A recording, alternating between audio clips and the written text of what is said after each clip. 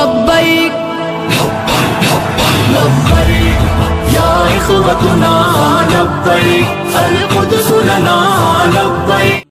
فرائض کے اندر جو کوتاہی ہوئی اور جو نمازیں قضا ہوئیں، جو روزے قضا ہوئے، تو ان کی تلافی ممکن ہے، اور ممکن یہ ہے کہ ان کو قضا کرے، ان کو ادا کرنے کی فکر کرے۔ یہ بھی تکمیل توبہ کے لیے ضروری ہے، اور اس کے لیے ہر آدمی کو یہ سوچنا چاہیے کہ نماز فرض ہوتی ہے انسان کے بالغ ہونے کے بعد۔ بالغ ہونے سے پہلے نمازیں فرض نہیں ہیں، اگرچہ حکم یہ ہے کہ بچوں کو بھی رفتہ رفتہ عادی بنایا جائے، سکھایا جائے۔ حدیث میں ہے کہ جب بچہ 7 سال کی عمر کا ہو جائے تو اس کو نماز سکھاؤ، نماز پڑھاؤ، اور 10 سال کا ہو جائے تو پھر اس کو تنبیہ کے طور پر مار بھی سکتے ہو کہ بھئی تم نے نماز کیوں نہیں پڑھی، لیکن شرعاً اس کے ذمے فرض نہیں ہے۔ بالغ جب ہو جاتا ہے انسان تو پھر بالغ ہونے کے وقت سے انسان کے اوپر نمازیں فرض ہوتی ہیں۔ بالغ ہونے کے معنی یہ ہے کہ یا تو بلوغ کی علامتیں ظاہر ہو جائیں، مردوں کے اندر مثلا احتلام ہونے لگے، یا بچیوں میں ان کو ماہواری آ جائے، تو اس سے وہ بالغ تصور کی جاتی ہیں۔ اب یہ اندازہ لگائیں کہ میرے بالغ ہونے سے لے کر اب تک مجھ سے کچھ نمازیں قضا ہوئی ہیں یا نہیں۔ اگر ہوئی ہیں تو ان کا حساب رکھے، اور اصل بات تو یہ ہے کہ ان کو جلد از جلد قضا کرنے کی کوشش کرے۔ مثلا کسی کی 100 نمازیں ہیں، 200 ہیں، 300 ہیں، 400 ہیں، 1000 ہیں، تو ان کو وہ قضا کرے، اور جتنا وقت بھی زیادہ سے زیادہ دے کر نمازیں قضا ہو سکیں وہ کرے۔ اور اس کا ایک آسان طریقہ بزرگوں نے یہ بھی فرمایا ہے کہ ہر فرض نماز کے ساتھ ایک فرض نماز قضا کی نیت سے پڑھتا رہے، اور نیت یہ کرے کہ میرے ذمے جو آخری نماز فرض تھی اور میں نے ادا نہیں کی، وہ آخری نماز میں قضا کر رہا ہوں، یہ نیت کر کے شروع کر دے۔ فجر کی نماز کے ساتھ فجر کی نماز، کہ آخری فجر کی نماز جو مجھ سے قضا ہوئی تھی وہ میں پڑھ رہا ہوں اور اس کو ادا کر رہا ہوں، اور ظہر کی نماز کے ساتھ ظہر کی، کہ آخری جو ظہر کی قضا ہوئی تھی وہ میں پڑھ رہا ہوں، عصر کے ساتھ،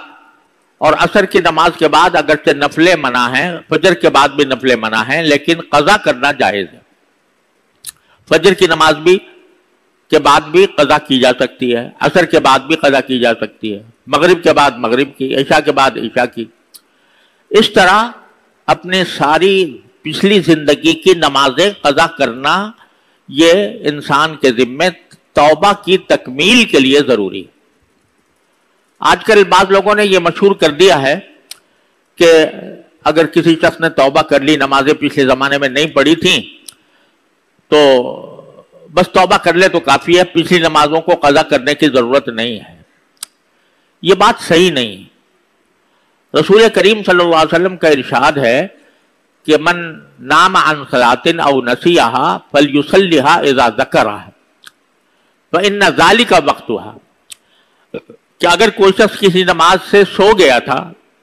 سونے کی وجہ سے نماز چلی گئی، یا بھول گیا تھا، بھولنے کی وجہ سے نماز چلی گئی، تو پھر جب بھی اس کو یاد آئے تو وہ اس کو ادا کر لے، کیونکہ وہی اس کا وقت ہے۔ یہ الفاظ ہیں حدیث پاک صلی اللہ علیہ وسلم، حضور اقدس صلی اللہ علیہ وسلم کی حدیث پاک کے۔ تو جب بعض لوگ یہ کہتے ہیں کہ یہ بھول کر جو چھوڑی ہو اس کی تو قضا ہے، اور جان بوجھ کر جو چھوڑی ہو اس کی قضا نہیں، عجیب فلسفہ ہے۔ یعنی ایک آدمی نے بھول کر نماز چھوڑ دی، تو یہ تو ایک طرح سے ایک عذر ہو گیا نا،